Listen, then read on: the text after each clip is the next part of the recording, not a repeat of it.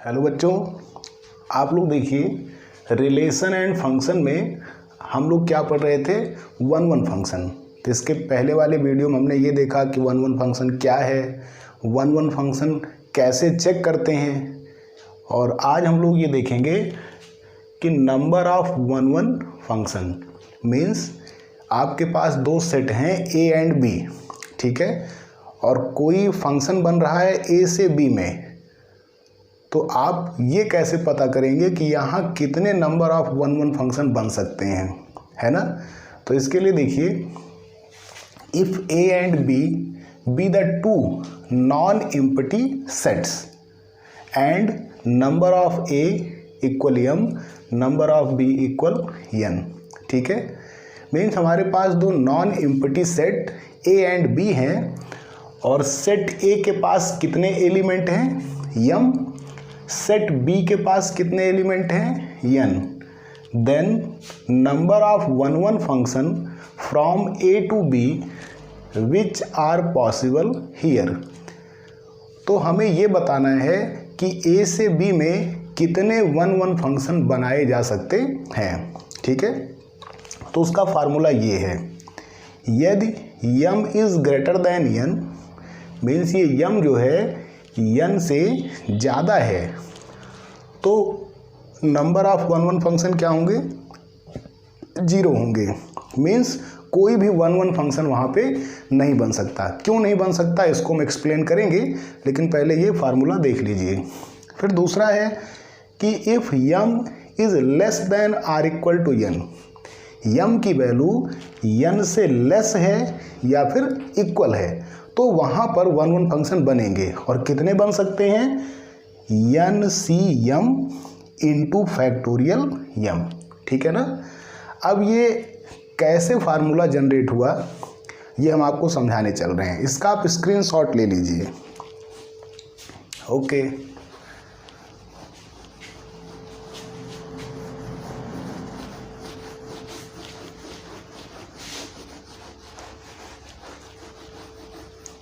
देखिए इसमें हम आपको ये बता रहे हैं कि फार्मूला आता कैसे है। आप एक एग्जांपल देखिए, ये हमारे पास दो नॉन एम्प्टी सेट हैं ए एंड बी, ठीक है। और यहाँ पे हमने कंडीशन क्या ली है कि m is greater than n. M का मतलब number of element in first set, n का मतलब है number of element in second set, ठीक है ना। मीन्स इसमें जो एलिमेंट हैं उनकी संख्या इसमें एलिमेंट जो हैं उनकी संख्या से ज़्यादा है। तो हमने यहाँ ले लिया ए बी सी डी और यहाँ ले लिया एक्स वाई जेड। तो आप क्लियरली देख रहे होंगे कि यहाँ 1 2 3 4 एलिमेंट हैं और यहाँ 1 2 3, मीन्स सेट ए के एलिमेंट सेट बी के एलिमेंट से ग्रेटर हैं, ज़्यादा हैं, ठीक। वही बात हमने यहाँ इन सिंबल लिखा है, ठीक है।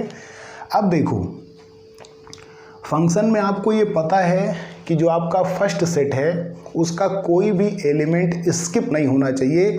मीन्स जितने भी एलिमेंट हैं वो सब के सब सेट बी में कहीं ना कहीं कनेक्ट होने चाहिए। तो इसका मतलब ए के तो किसी एलिमेंट को छोड़ा नहीं जा सकता, ठीक।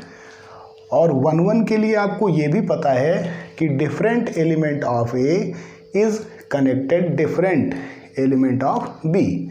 आपके जितने भी एलिमेंट हैं वो डिफरेंट से ही कनेक्ट होने चाहिए, ठीक। तो चलो करते हैं। हमने इसको इससे कनेक्ट कर दिया, इसको इससे कनेक्ट कर दिया और इसको इससे, ठीक। तो चलो ये तो ठीक है, लेकिन आपको पता है कि डी बच रहा है, और अगर हमने डी को किसी से कनेक्ट नहीं किया तो फिर ये फंक्शन ही नहीं है। तो वन वन की तो बात बहुत दूर हो गई। जब ये फंक्शन ही नहीं है तो वन वन की बात ही नहीं करनी। तो इसे फंक्शन, भाई वन वन तो बाद में बात करेंगे, पहले ये ज़रूरी है कि फंक्शन बने। और ये फंक्शन तभी बनेगा जब डी को भी किसी से कनेक्ट करें। लेकिन बी के पास तो जितने एलिमेंट थे वो ऑलरेडी इंगेज हो गए, है ना। तो इसको फंक्शन बनाने के लिए या तो हम इसको जेड से कनेक्ट करें या वाई से करें या एक्स से। तो सपोज हमने इसको जेड से कनेक्ट कर दिया, ठीक। तो जब हमने इसको z से कनेक्ट किया तो ये फंक्शन तो बन गया, ठीक, लेकिन क्या ये 1 1 फंक्शन है? ये देखो ये मैनी 1 हो गया, मैनी 1 1 तब होता जब डिफरेंट एलिमेंट का कनेक्शन डिफरेंट एलिमेंट से होता, लेकिन इधर तो डिफरेंट है, क्या इधर डिफरेंट है? नहीं, इधर तो सेम हो गया ना, तो ये फंक्शन तो बन गया लेकिन 1 1 फंक्शन नहीं बना। तो यही कारण है कि यदि number of element in set A is greater than number of element in set B, ये कंडीशन है तो एक भी 1 1 फंक्शन नहीं बन सकता, तभी हमने लिखा था 0। क्लियर सभी को?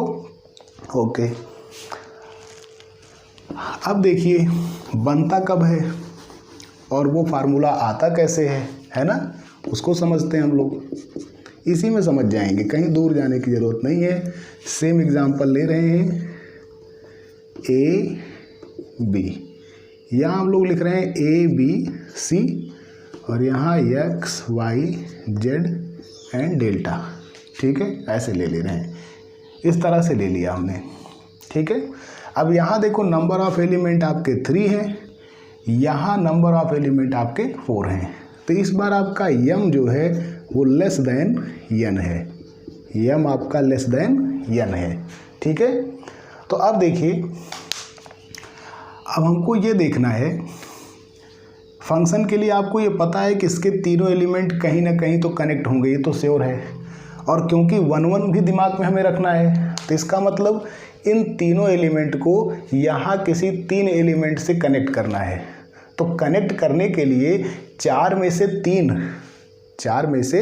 3 को आपको चूज़ करना होगा, सेलेक्ट करना होगा, मीन्स आपको 4C3 का फार्मूला लगाना होगा कॉम्बिनेशन का, है ना। तो पहले हम क्या करेंगे, इन 4 में से कितना सेलेक्ट करेंगे? 3, और 4 में से 3 को सेलेक्ट करने का फार्मूला क्या होगा? 4C3, ठीक है ना, विदाउट केयरिंग ऑर्डर।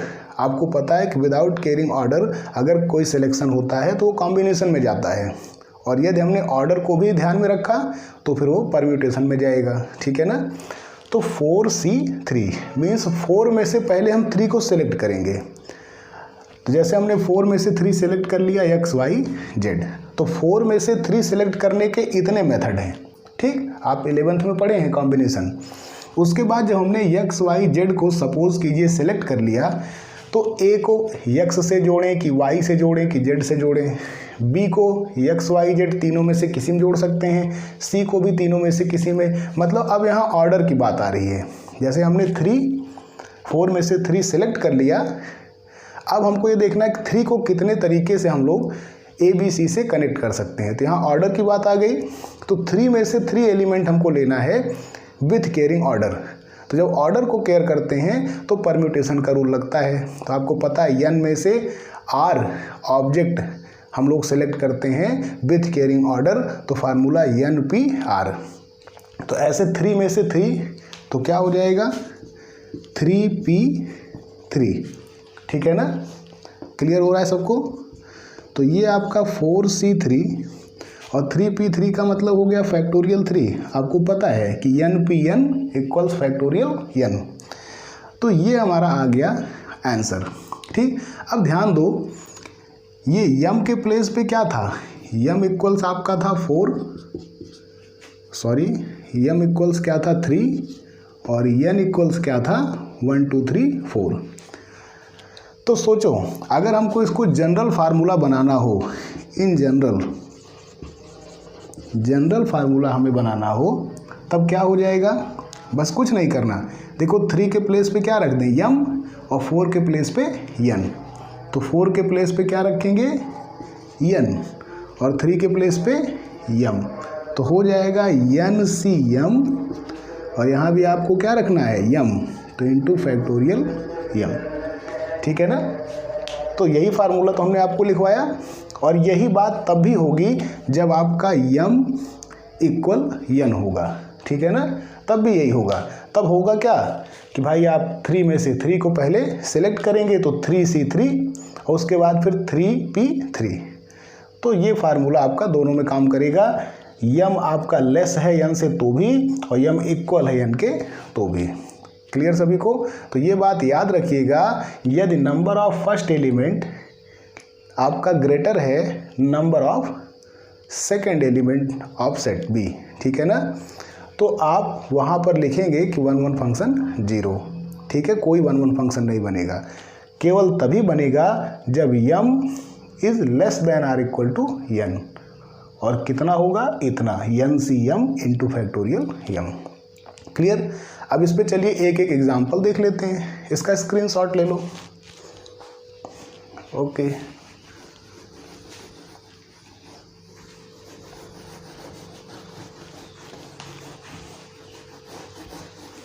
चलिए अब इस पर एक एक एग्जाम्पल हो जाए। तो एग्जाम्पल नंबर 1, ए इक्वल्स आपको दिया है 1 2 3 4 5, बी इक्वल्स दिया है ए बी सी। तो find the number of 1 1 function from A to B, ठीक है ना। तो आपको ए से बी में क्या पता करना है कि कितने 1 1 फंक्शन होंगे। तो इसका आप आंसर देखिए, सॉल्व कैसे करेंगे। आप देखिए यहाँ पे ये ए टू बी कहा, मीन्स ये फर्स्ट सेट है और ये सेकंड, जो यहाँ रहेगा वो फर्स्ट सेट, जो यहाँ रहेगा वो सेकंड। तो फर्स्ट सेट के एलिमेंट को किससे दिखाते हैं? यम से, और वो कितने हैं? 1 2 3 4 5। और सेकंड सेट के एलिमेंट को n से, वो कितने हैं? 1 2 3। तो आप यहाँ देख रहे हैं कि 5 ग्रेटर है 3 से, मीन्स m ग्रेटर है n से। तो आपको पता है कि यदि m ग्रेटर है n से, then number of 1 1 function is equal to 0।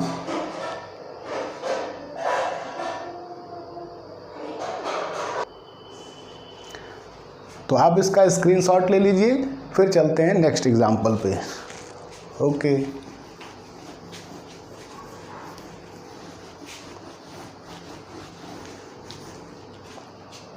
अब देखिए एग्जाम्पल नंबर 2, आपको ये दिया है a equals A B C and b equals x y z डब्लू, और यहाँ पे हम भी ले लेते हैं, ठीक है, कुछ भी दिया हो सकता है। तो इसका देखो सॉल्यूशन डायरेक्ट बता रहे हैं हम लोग।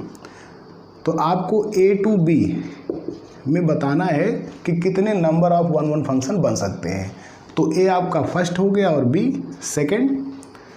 तो फर्स्ट में जितने एलिमेंट होते हैं उसको किससे डिनोट करेंगे? यम से। तो यहाँ पे क्या है? ए बी सी मीन्स 1 2 3, और n का मतलब नंबर ऑफ सेकंड सेट। तो इसमें देखिए 1 2 3 4 5, तो n इक्वल्स क्या आ गया? 5। तो इस बार आप देख रहे हैं कि m is less then n है, तो फार्मूला क्या हो जाएगा? आपको पता है n सी m इंटू फैक्टोरियल m, है ना। तो n की वैल्यू कितनी है? 5, m की वैल्यू कितनी है? 3, और यहाँ भी m की वैल्यू 3। तो चलिए सॉल्व कर देते हैं।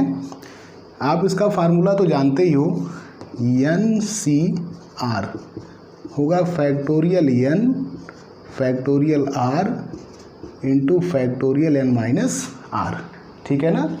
तो देखो ये आपका n सी r की तरह है, तो क्या होगा? Factorial n factorial r and factorial n minus r, 5 minus 3, और इधर क्या चल रहा है? फैक्टोरियल 3। तो फैक्टोरियल 3 से फैक्टोरियल 3 आपका कैंसिल, है ना। तो ऊपर बचा फैक्टोरियल 5 और नीचे 5 माइनस 3 फैक्टोरियल 2। अब 5 बाहर करो, फिर 4 बाहर करो, फिर 3 बाहर करो, तो अंदर क्या बचा? फैक्टोरियल 2। तो फैक्टोरियल 2 से फैक्टोरियल 2 कैंसिल आउट, 5 4 ज़ा 20 और 23 ज़ा 60। तो ये आपका आंसर हो जाएगा, है ना। इसका मतलब यहाँ पे 1 1 फंक्शन कितने बन सकते हैं? 60 बन सकते हैं। क्लियर सभी को? तो इस तरह से अगर क्वेश्चन आता है पेपर में तो आप लोग बहुत ईजिली जो है इसको इस मेथड का यूज़ करके फाइंड आउट कर सकते हो। ठीक है, हो सकता है कि आपको ऐसे ना दे के direct number of A number of B ऐसे दे दे तो और अच्छा है, तब तो आपको गिनना भी नहीं पड़ेगा कि कितने कितने हैं। ठीक है, ये चीज़ ध्यान रखना कि ए टू बी कहेगा तो ए के एलिमेंट्स को यम से, बी के एलिमेंट को यन से, लेकिन कहीं बी टू ए कह दिया तो फिर बी के नंबर ऑफ एलिमेंट्स को यम से और ए के नंबर ऑफ एलिमेंट्स को यन से, ये ध्यान रखना है। ठीक है ना, ए टू बी कह रहा है कि बी टू ए कह रहा है, नहीं तो आप ये याद किए रहो कि ए वाले को यम से दिखाना है, बी वाले को यन से दिखाना है, तो फिर ऐसी गलती हो जाएगी। ठीक है, ओके, मिलते हैं नेक्स्ट वीडियो में। और आप लोग हमारे चैनल को सब्सक्राइब भी करिए और अपने दोस्तों को शेयर भी करिए। और अगर आपको हमारे वीडियो में कहीं कोई कमी नज़र आ रही है या जो हम आपको समझा बता रहे हैं उसमें कोई प्रॉब्लम नज़र आ रही है तो आप ज़रूर कमेंट करिए। आपका स्वागत है, आपका सजेशन पूरी तरह से हम ध्यान रखेंगे। नेक्स्ट वीडियो में वो कमी हम दूर करेंगे।